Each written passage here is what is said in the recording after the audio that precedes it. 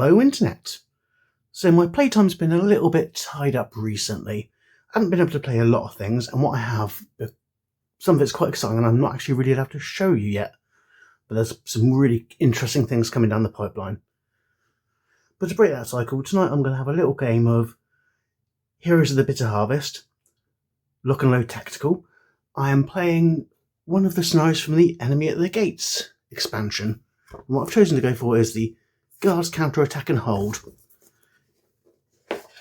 It's a short little 5-turn scenario, so I can fit in without ruining my day too much. And the general idea is we've got these Russian forces trying to take these buildings that the Germans are holding. The Russians will win if at the end of the game they take 2 more buildings that the Germans had than they cede to the German forces.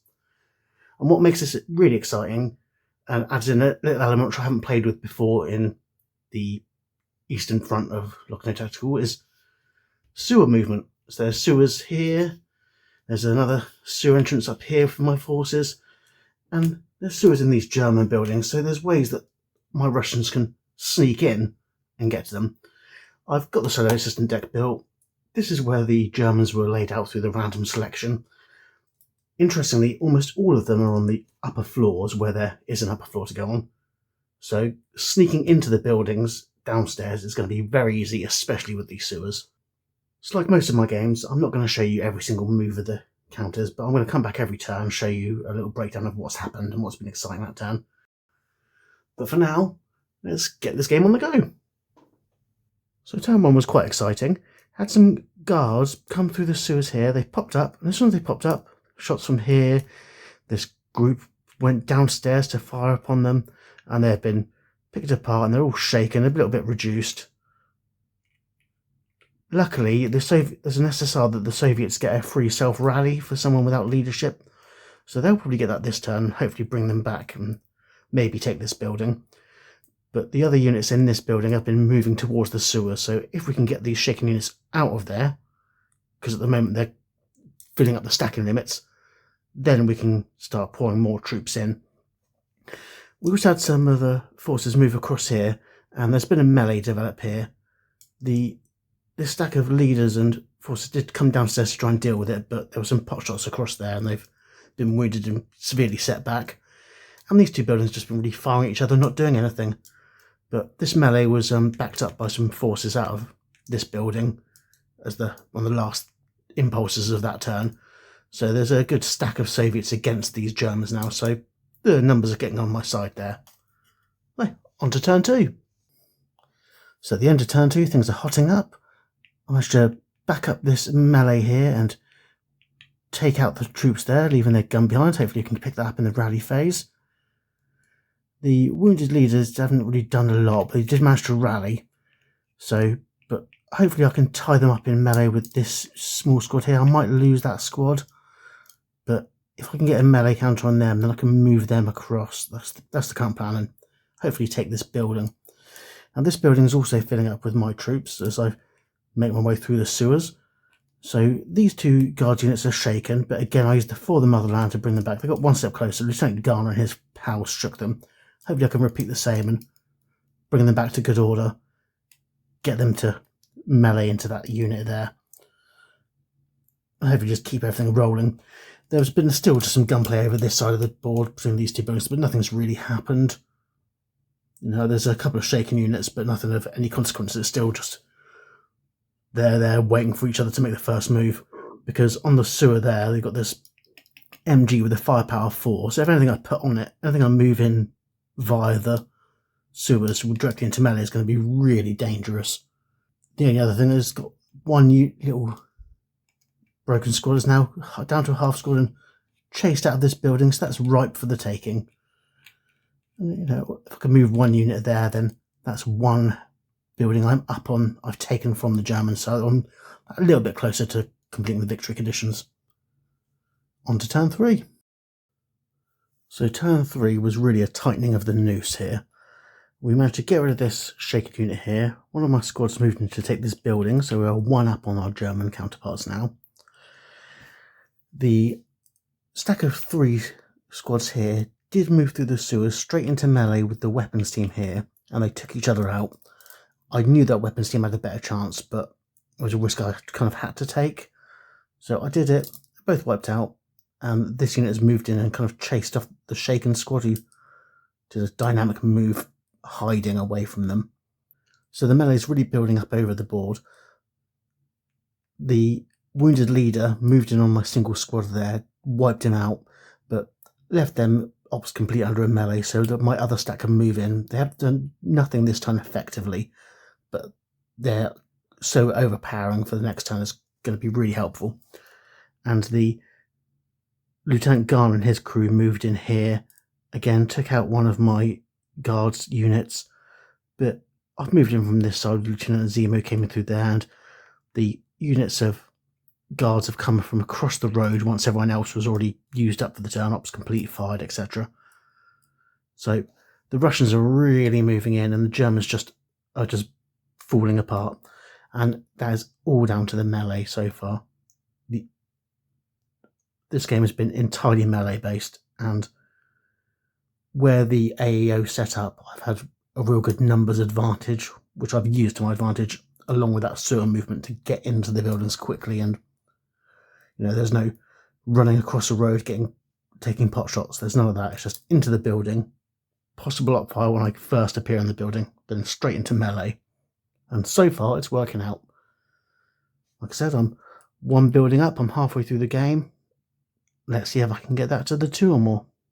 And it's looking pretty likely, to be honest. This building's about to fall, this building's about to fall, this building's about to fall. And that'll leave this one little stack to try and take over. Well, they'd have to recover control of 2 buildings. So, on to turn 4. Now we're moving into the final turn this game, and we're in the home stretch for the Russians. They have just completely dominated. The melee here has taken over this building now.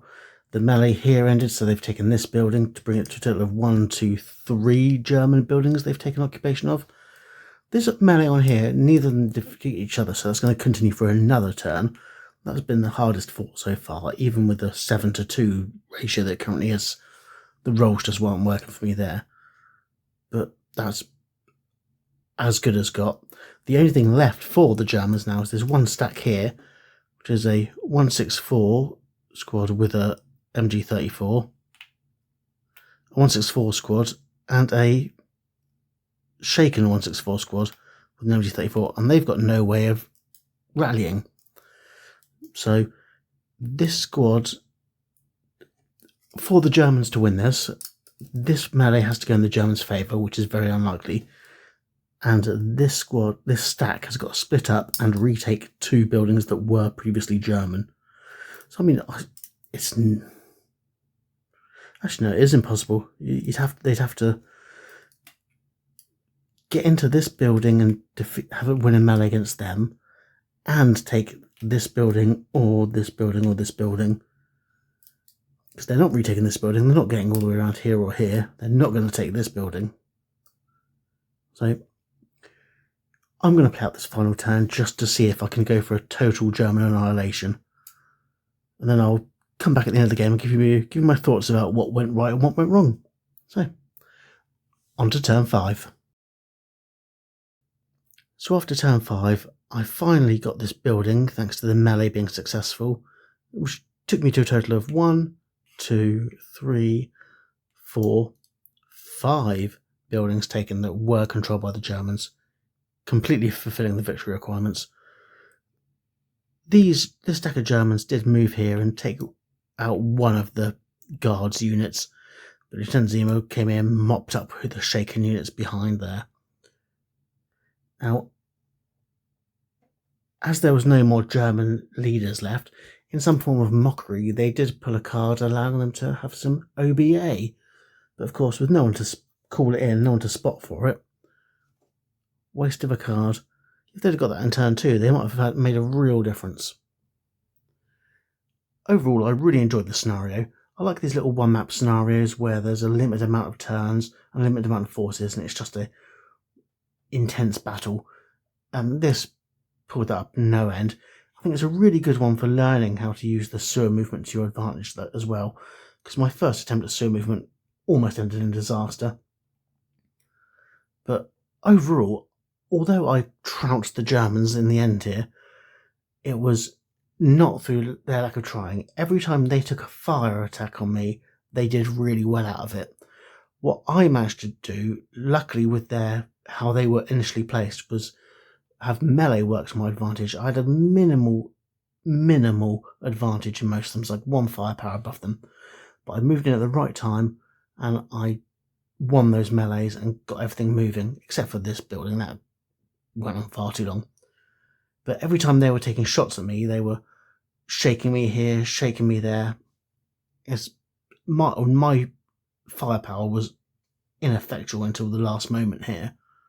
But if they'd set up slightly different, if they hadn't been right on the sewer hexes, if they'd have been around them, around this one, around this one, then I wouldn't have moved straight into melee. I'd have moved into op fire, and that could have completely changed the flow of the game. And in their last mockery, getting that card calling in OBA when it was the first turn, they didn't have any leaders. I mean, okay, one was trapped in melee for a while, but either way, I really enjoyed it.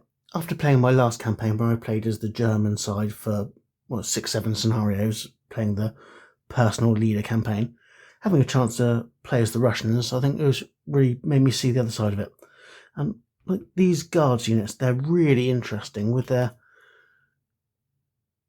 2-2-4. They don't sound very powerful. I mean, they do have extended range firepower. They do have assault move. So they're very mobile. They can get there. They can still shoot. When you get a little stack of them, they can shoot long range. But they're really interesting to use and really different to any of the German units, which I've been used to using myself over the last plays of this game.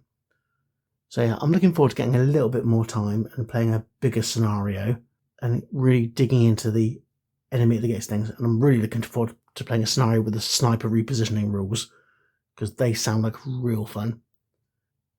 But yeah, that was this game. It was a win. Seemed like an easy win thanks to the dice rolls, but I'd say that's more luck than judgment. Until next time, happy gaming!